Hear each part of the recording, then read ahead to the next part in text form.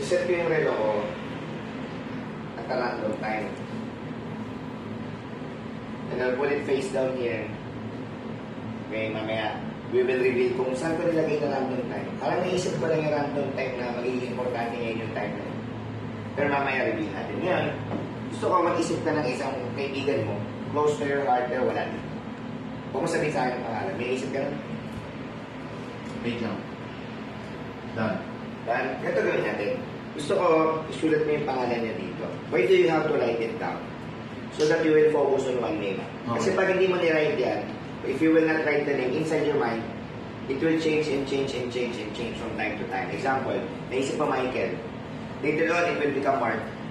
Oh. Later on, magiging Marky. Oh. Later on, Michelle na. Later on, Michi na. Something like that. To prevent that from happening, focus on one name only, right? Down here. And don't show it to me.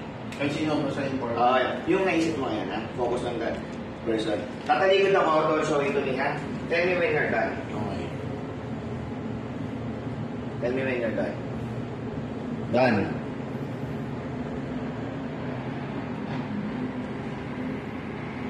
Don't show me the name. Tell me when you're done. You're done? Yep, I'm done. Face down. Face down, masyado ko siya makita. Okay, we put it somewhere in the middle of the pile of calling cards. Ito gawin natin.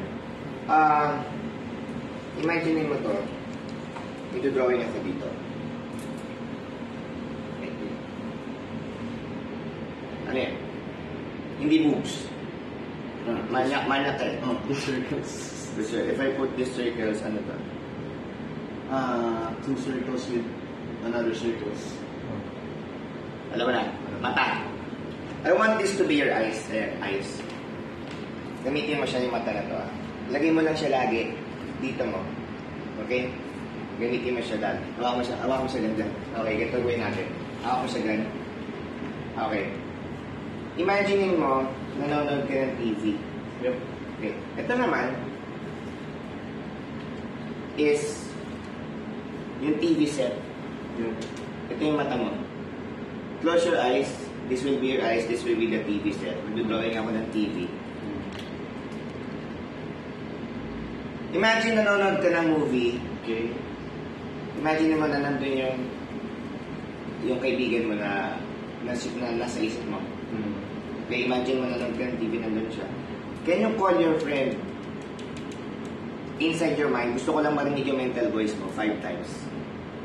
1, 2, 3, 4, 5. Okay. Sige. So, may narinig na akong boses habang nanonood ka ng TV. May narinig akong boses. Kaya ang gusto ko pa mangyari here is hawakan mo yung pen. Alright. Hawakan mo yung pen, may papagawa ko sa'yo. Pero, kailan mo huling nakita yung friend mo na yan? Okay, no? So, busy. Kailan? Gusto ko lang kailan. The other day. Anong oras? 5, 4, 5, precise time. 5. 5:05, 5:06, 5:15, Maybe 5:30. 5:30. Ganito gawin natin. Hawak mo yung pen, may papakita ako sa'yo rito.